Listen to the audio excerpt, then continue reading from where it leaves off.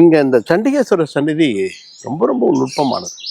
சண்டிகேஸ்வரர் சந்நிதி தான் ஒரு மெசேஜ். இங்கே இருக்கிற எல்லாமே கோட்டை சிற்பங்கள்னு சொல்லலாம். இதை சுற்றி வைக்கல சிற்பங்களுக்கு வச்சுருப்பாங்க. தஞ்சாவூரை விட நுட்பமாக அமைக்கப்பட்டது இங்கே இருக்கிற கோஷ்டம் என்று சொல்கிற கோட்டை சிற்பங்கள். அது ஒன்று ஒரு செய்தியை, ஒரு ஆவண பதிவு, ஒரு கோட்பாடு, ஒரு ஒரு ஐடியாலஜியினுடைய டாக்குமெண்டேஷன். அப்படி பண்ணப்பட்டதில் இந்த இடத்துல சண்டிகேஸ்வரர் அனுகிரக மூர்த்தின்னு ஒருத்தர் இருப்பாங்க. ஆமாம், பார்த்தோம் அந்த கோவிலில். அது என்ன சிறப்பு சார் அதில்? அது சண்டிகேஸ்வரருக்கு சிவபெருமான் அப்படியே முடிசூட்டுற மாதிரி பண்ணியிருப்பாங்க.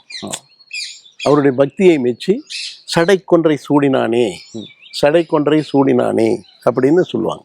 தன்னுடைய சடையில் இருக்க கொன்றை மாலை எடுத்து சிவபெருமானுக்கு சூடினார் அப்படிங்கிறது புராண செய்தி.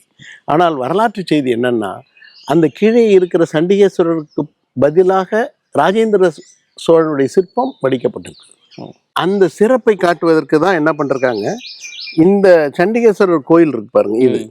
இந்த சண்டிகேஸ்வரர் கோயில் இருக்க வேண்டிய இடம் இந்த இடம். ஏன் அதை கொஞ்சம் தள்ளி கட்ட சிறப்பு. இது ஏன் தள்ளி கட்டிருக்காங்கன்னா, இங்க உறைந்து இருக்கிற சண்டிகேஸ்வரை நீங்க கும்பிட்டீங்கன்னா, இங்கேருந்து வணங்கும் பொழுது இங்க மண்டியிட்டு உங்களை ராஜேந்திர சோழன் வணங்குவது மாதிரியான ஒரு ஓரியன்டேஷனுக்காக ரீலொகேஷன் மாற்றி அமைக்கப்பட்டிருக்கு.